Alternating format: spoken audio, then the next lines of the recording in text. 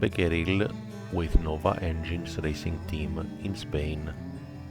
This is the Inferno TKI 3 by Kyosho, showcased at an expo in Japan. Capricorn 1 GT Engine 23 edition, many improvements and limited for Euros and Worlds events this year. X-Ray will soon present the updated version of their front-wheel drive X4F machine.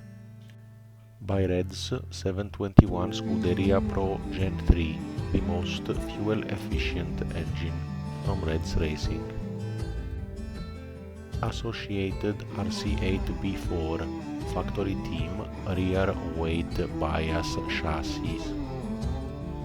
X-Ray has free update kit of updated bulkheads, reinforced and improved for XB8 23 and XB8E 23 owners.